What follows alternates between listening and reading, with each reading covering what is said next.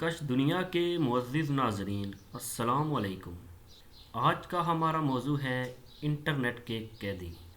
Jail کے قیدی تو آپ نے سنے اور دیکھے ہوں گے، جو اپنی سزا پوری کر کے دوبارہ اپنی زندگی نئے سرے سے شروع کرتے ہیں۔ مگر انٹرنیٹ کے قیدی ذرا مختلف ہیں، جو نہ صرف بغیر سزا کے جیل کاٹتے ہیں، وہ بھی عمر قید کی۔ چلیں مان لیتے ہیں، ٹیکنالوجی کے بے تحاشا فائدے ہیں۔ دنیا ایک گلوبل ویلیج کی صورت اختیار کر چکی ہے۔ اس نے فاصلے گھٹا دیے ہیں۔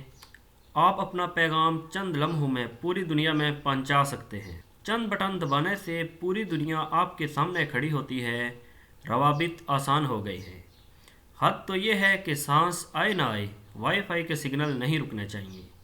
لیکن یہ بات بھی ماننی ہوگی کہ کسی بھی شے کا بے دریغ استعمال نقصان دہ ثابت ہو سکتا ہے۔ جانے انجانے میں کچھ ایسا ہی حادثہ ہمارے معاشرے کے ساتھ بھی رونما ہوا ہے۔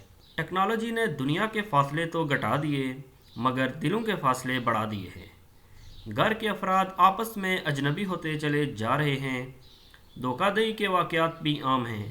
غیر اخلاقی مواد دیکھنے والے ممالک میں پاکستان نے بھی بڑھ چڑھ کر شمولیت اختیار کی اور سر فہرست ممالک میں اہم پوزیشن کا حقدار ٹھہرا۔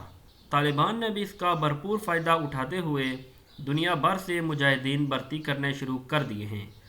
گزشتہ دنوں پاکستان میڈیکل کالج کی طلبہ بھی اس گروہ میں شامل ہو کر دھماکے کرنے چلی تھی۔ اگر انسان ٹیکنالوجی کا غلط استعمال کر رہا ہے تو ٹیکنالوجی بری چیز نہیں ہے، بلکہ اس کا استعمال اسے برا یا اچھا بناتا ہے۔ کوئی بھی بات یا پیغام پھیلانے سے پہلے دیکھیے کہ آیا اس سے کسی کی دل آزاری تو نہیں ہو رہی۔ انٹرنیٹ کا بامقصد استعمال کیجیے، اپنے کاروبار کے لیے، تعلیم کے لیے۔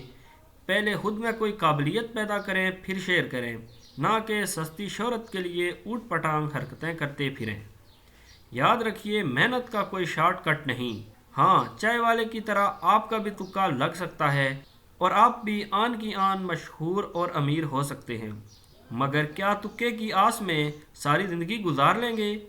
اور اگر تکا ہی نہ لگا تو اپنی مصروف زندگی میں سے کچھ وقت نکالیں اور سوچیں کہ میں نے کیا ساری زندگی موبائل ہاتھ میں پکڑے آٹو پائلٹ موڈ پر ہی رہنا ہے اور دیواروں سے سر ٹکراتے رہنا ہے، یا صرف مزاحیہ ویڈیو دیکھ کر شیئر کرتے رہنا ہے، یا گھر میں بیٹھ کر سیاستدانوں کو برا بھلا کہتے رہنا ہے۔ ہمارا حال تو یہ ہے کہ اگر گھر میں چھوٹا بچہ بھی روئے تو اسے بہلانے کے لیے موبائل فون پکڑا کر چل چھیا چھیا والا گانا سنایا جاتا ہے۔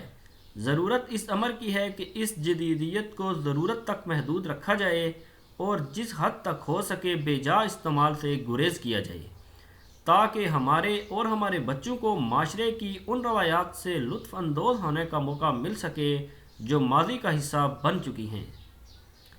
آپ کو یہ ویڈیو کیسی لگی؟ کامنٹ میں اپنی رائے کا اظہار ضرور کیجیے گا اور ہمارے چینل کو سبسکرائب کرنا نہ بھولیے گا۔ اگلی ویڈیو تک کے لیے اجازت دیجیے۔ اللہ حافظ۔